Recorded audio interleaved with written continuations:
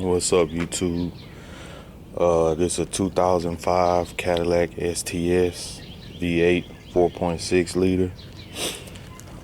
This is gonna be one of the first videos on YouTube about this car after me doing some searching, having to do everything myself.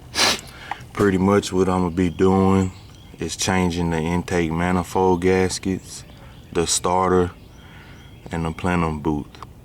It seems hard, but it's easier than what it looked like. Already done it 3 times already, and I still have a vacuum leak. And if you can see right here on the plenum booth, it's not all the way back on.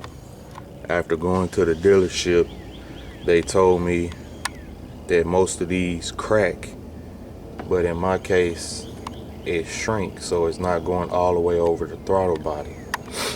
So pretty much what you do is disconnect the fuel line, which is over here, that's connected to the fuel injectors, which I already took off, and you need a special tool to get to that. Run you about $5 at the auto store. Once you do that, you have to disconnect this other line right here as well with this tricky clamp. Be careful if you break it, they're hard to find. And then once you do that, you disconnect the fuel injectors, which are connected like this. You pull this red part up and you push this black button in and pull them off. Okay? And that plenum booth, I need to say, that's a dealer only part, and it'll run you about $80. So there's a hose that connect to the back of the manifold that you need to disconnect before you take it off. And there's four screws that hose on the fuel rail. Disconnect those, take them off. And then there's 10 more screws on both sides of the manifold that hold it in. So I already got those unscrewed. I'm gonna take those out.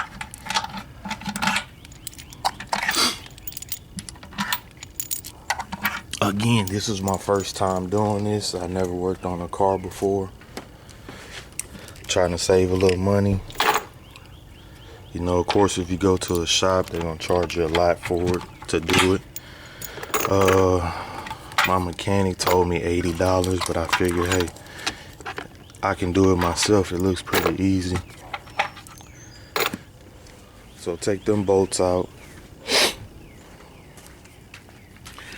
You might have to wiggle the manifold a little bit. Slide it back to disconnect it from the throttle body. Pull up and out. And here's that boot that I was telling you that shrink. And you can see it's a little rusty, but no cracks in it.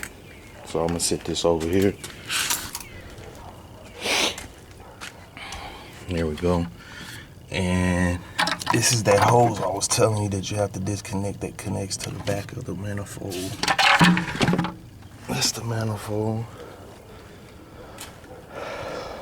Already had changed out my gaskets previously, trying to find my vacuum leak, which I still have. This is another vacuum hose. That's another dealer only part.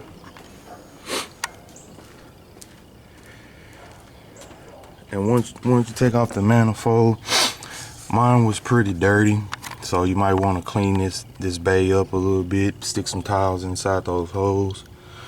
Wipe around, clean them holes out a little bit. And if you can see, there's the starter. So you might want to change the starter while you're at it, even if your starter is good, just to avoid going through this all over again. Again, it's just 2 bolts that hold on the starter.